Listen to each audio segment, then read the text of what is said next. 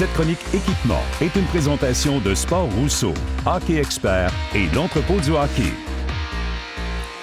Bonjour à tous, très heureux d'être de retour encore une fois cette semaine pour la troisième et dernière capsule équipement de gardien de but en compagnie d'Éric Dupont, le spécialiste hockey. Éric, les bâtons de gardien, ça a évolué ça aussi, puis c'est vraiment important. Énormément les bâtons, une évolution, un petit peu comme tout l'équipement de hockey, mais on dirait que les bâtons de gardien de but depuis 5 ans, il y a eu beaucoup de changements, que ce soit chez Bauer, CCM, True, Sherwood, là, il y a vraiment de belles choses. Moi, je suis curieux de savoir, par contre, avant de parler de produits, un gardien de but qui marque un but, c'est toujours spectaculaire.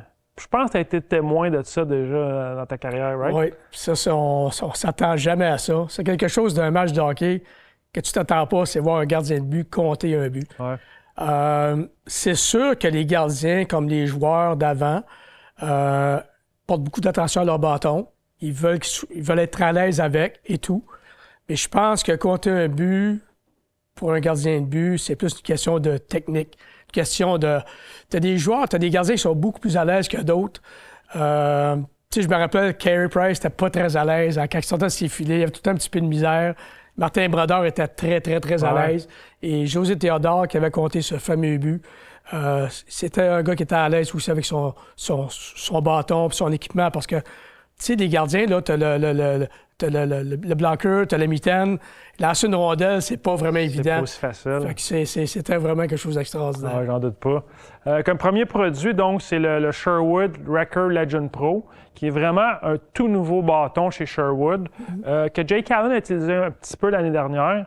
Un bâton qu'il appréciait beaucoup. Nouvelle construction, léger. Le devant du manche ici est vraiment plat. Donc, pour les rebonds, ça fait vraiment une différence. Donc, tu peux contrôler tes rebonds plus facilement qu'un bâton Sherwood. Ça, c'est vraiment cool, ça. Avoir le devant plat, là, je me demande comment ça qu'ils n'ont pas passé à ça avant. Tout à fait. Parce que c'était tout le temps un petit peu rondin. Mais moi, comme Carey Price, il portait une belle attention à ses bâtons. C'est un gars qui était très minutieux. Il arrivait tôt le matin. Il arrangeait ses bâtons lui-même. C'était toujours copie-collé. Les bâtons étaient tous pareils les uns les autres. Et je me rappelle, en 93, Patrick Roy avait gardé le même bâton tous les éliminatoires.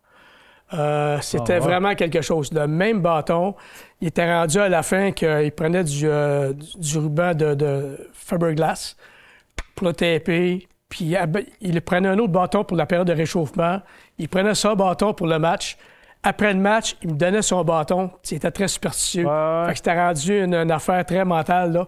Après le match, il me donnait son bâton. Puis moi, j'étais rendu tellement paranoïaque un peu parce que je savais, Patrick, à quel point il était superstitieux et qu'il tenait à son bâton, que moi, je le cachais d'un endroit au forum à l'époque.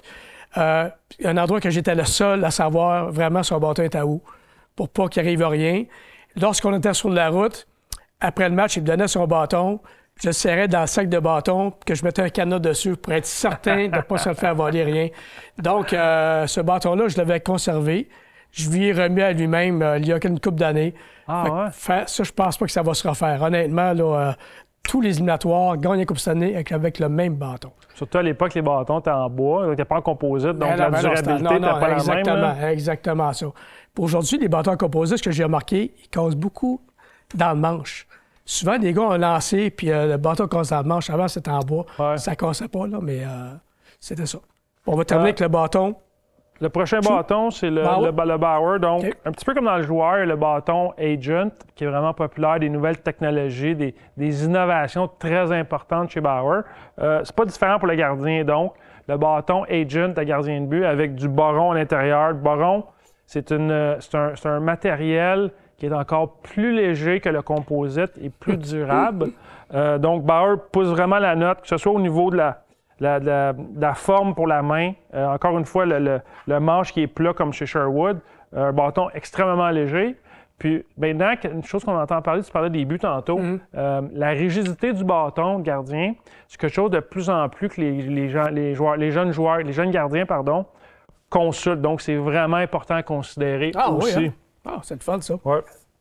On termine avec True. Le dernier, une autre évolution chez True, encore une fois, dans la même catégorie que le bâton Agent de Bauer, c'est le Project X, qui est un bâton extrêmement léger, utilisé entre autres par Marc-André Fleury dans la Nash. Ils sont tellement beaux et bien faits que c'est tellement dommage de les utiliser. T'as peur de les utiliser, donc, mais c'est encore une fois, construction, légèreté, durabilité, un bâton de très haute performance.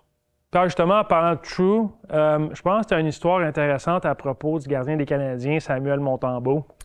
Oui, effectivement. Écoute, moi, Samuel Montembeault, j'ai adoré ce kid-là. Il est bon, il a beaucoup de courage, je l'ai vu jouer blessé. C'est une bonne personne. Et puis, j'avais tellement peur que le Canadien ne le signe pas quand je suis parti. Lorsque le Canadien, justement, l'ont signé, j'ai texté Kent Hughes. Et puis, je disais à Kent, j'ai dit, c'est la première fois que je te texte, c'est sûrement la dernière, mais je veux te dire que je suis tellement content que tu aies signé Montembeault, puis vous ne le regretterez pas. Puis ce qu'on voit maintenant, c'est exactement ça qui se passe. Samuel Montembeault, là, c'est fantastique. Ah, tout à fait. Donc, merci à tous. On se revoit la semaine prochaine, pour le dernier épisode de l'année, concernant l'entraînement estival, les accessoires pour aider les joueurs à bien se préparer pour la prochaine saison. Merci à tous.